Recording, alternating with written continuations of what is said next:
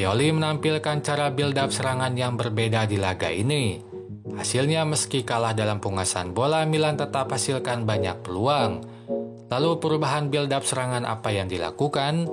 Dan bagaimana perubahan tersebut menopang kemenangan Milan? Temukan semua jawabannya di video ini. Di atas kertas, Pioli tetap gunakan formasi 4-3-3. Untuk komposisi pemain, semua pemain inti ada di line up awal. Theo kembali mengisi fullback kiri setelah absen saat lawan Udinese. Lalu Loftus-Cheek sudah sembuh dari cedera sehingga kembali mengisi lini tengah.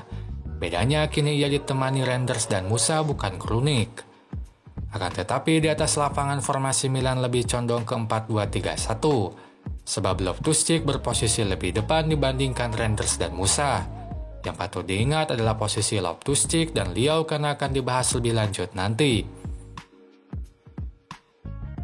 Henrique kembali gunakan formasi 4-3-3. Semua pemain utama kembali bermain termasuk Lucas Hernandez dan Vitinha.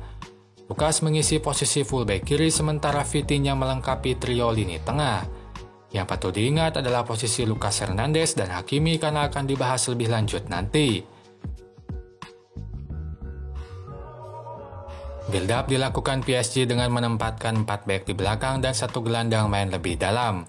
Hadapi hal tersebut, Milan tidak lakukan high block. Mereka tidak menekan lawan di pertahanan. Terlihat Skriniar dibiarkan leluasa menggiring bola. Hanya saja dibanding lakukan umpan pendek, PSG justru cukup banyak lakukan umpan panjang ke depan.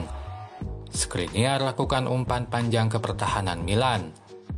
Baru setelah lewati 30 menit, PSG dominan lakukan build up dengan umpan pendek. Polanya tetap sama. Pemain Milan lebih memilih merapatkan diri ke tengah. Maka Skriniar bisa leluasa menggiring bola. Bedanya kini umpan pendek yang dilakukan.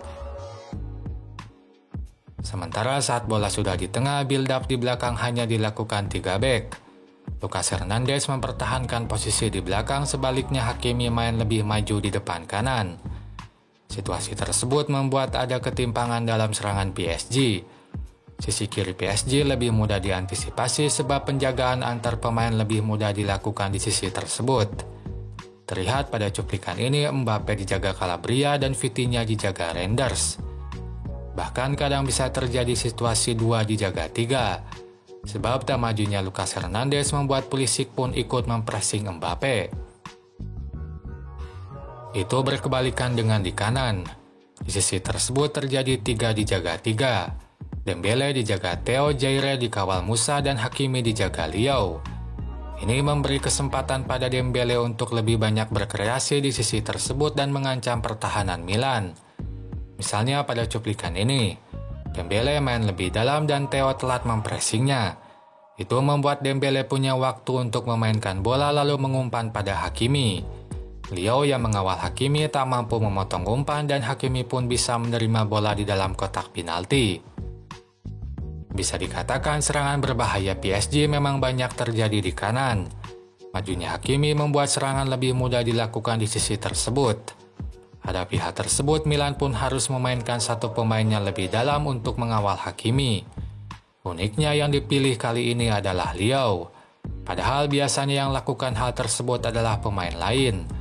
Normalnya sisi kanan pertahanan akan diperkuat oleh Reinders dan sisi kiri oleh Pulisic dan Loftus-Cheek. Sementara Leao tetap mempertahankan posisi di depan kiri. Nah, di laga ini Reinders dan Pulisic masih menjalankan tugasnya dengan membantu Calabria. Tapi Loftus-Cheek tidak. Perannya kini dilakukan oleh Leao. Terlihat Leao rutin mengawal atau membackup sisi kiri pertahanan. Kondisi ini pun mengubah bagaimana build-up serangan Milan. Normalnya build-up serangan Milan dominan dari sisi kanan atau kiri. Leao atau Pulisic akan menerima bola di sisi lalu memulai serangan. Pola normal ini seperti yang tampak di gol pertama. Leao main lebih dalam dan menerima bola di sisi kiri. Setelah itu bola dibawa ke tengah dan serangan Milan pun terjadi. Tapi di laga ini Leao kadang ada di belakang membackup sisi kiri pertahanan.